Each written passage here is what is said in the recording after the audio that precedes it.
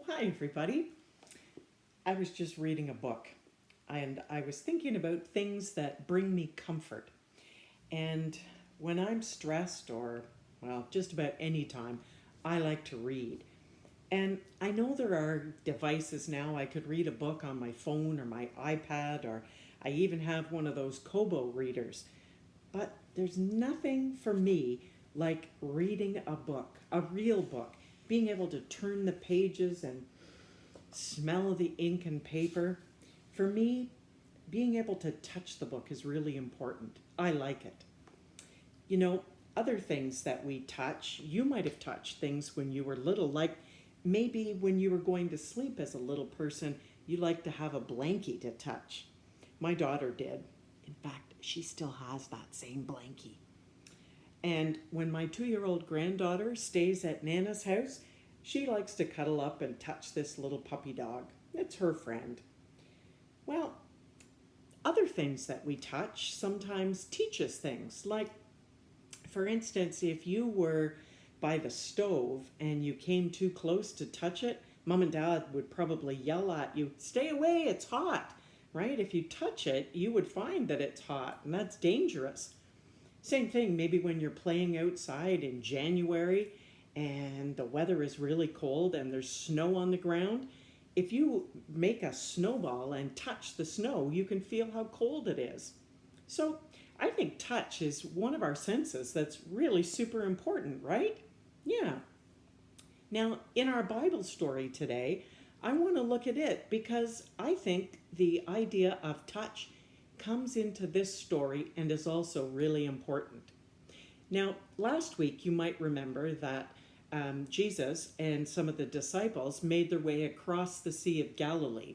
Well, I'm not sure if it was this trip exactly or maybe a different trip, but Jesus had got to the other side of a lake and he was going to do some preaching and teaching like he was doing. And all of a sudden, a man came to him, a man named Jairus, and he said that his daughter was at home and was very, very sick. And he really wanted Jesus to come and take a look at her and heal her if he could. Well, of course, Jesus turned and went right away. And as he was making his way to Jairus' house, there were lots and lots of people, a big crowd that were following him. I think because they still wanted to hear his teaching, but also they wanted to see if he could do anything for this man's daughter. So this big crowd is following Jesus, and there's a woman in the crowd. And this woman has been sick for years. But she just believes if she can get close enough to Jesus and touch him, that she'll be healed. So she finally, even though she's probably weak, she makes her way through the crowd and touches Jesus' cloak from behind.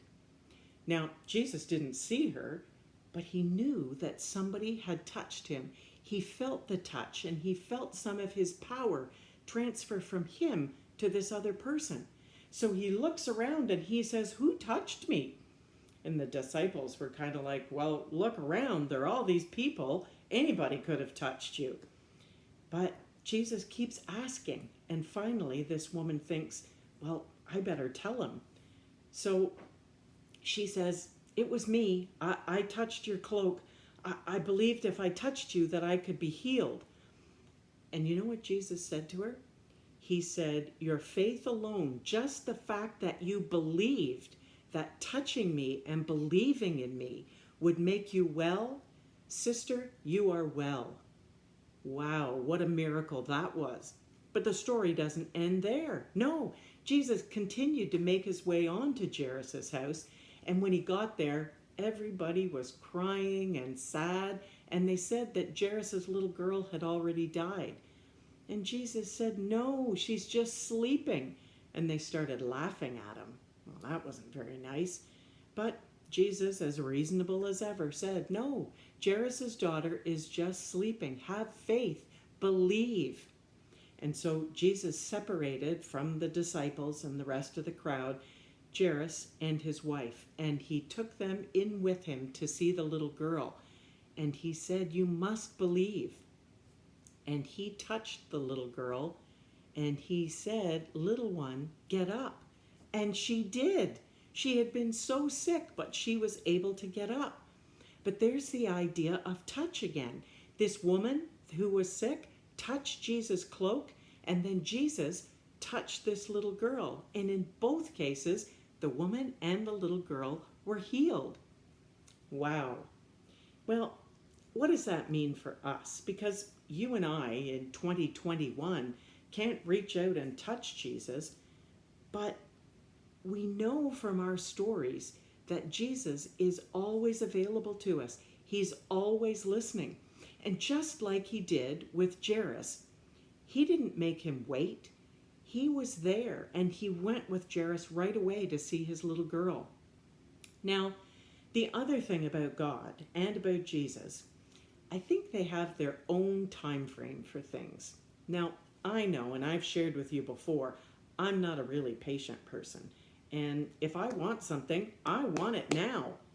But I've learned over my life that I don't always get what I want right away. Jesus and God always answer prayers, but in their own time. And sometimes they answer a prayer in a very different way than I had in mind. But that usually turns out to be a blessing. What I've learned is I have to have faith.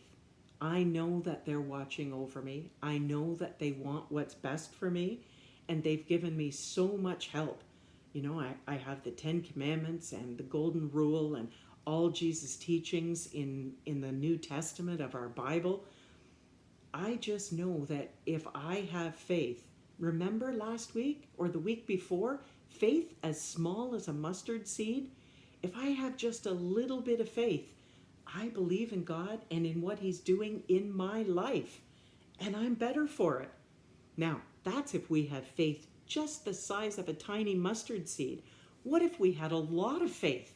Think about all the things we'd accomplish then. But the best news is we're never alone. No matter what we're going through, no matter what's happening in our lives, we have faith and we call on Jesus' love and the love and attention of the Holy Spirit and on guidance from God above. And we can get through just about anything, my friends. That's the message for today. And I hope you have a wonderful week. I know that you're all done school now. School was very different this year, wasn't it? But you know what? A year ago, we didn't think we would ever get through this pandemic, and we didn't think we'd ever get through the school year. But you've done it. Some of you have had graduations from kindergarten or any grade. If you're going on to the next grade, you've graduated, right? And we've done amazing things. And by having faith and by sticking together as a community of faith in Parkdale and is in the community where you live, adults are starting to get themselves vaccinated. In fact, some are already completely vaccinated. And we're getting together again. People are starting to open up and have meals in restaurants and on patios, and stores are opening up. You see what a little bit of faith will do? It got us through this horrible, terrible, miserable time. God is watching over us. Have a wonderful week, my friends. Bye for now. Bye for now.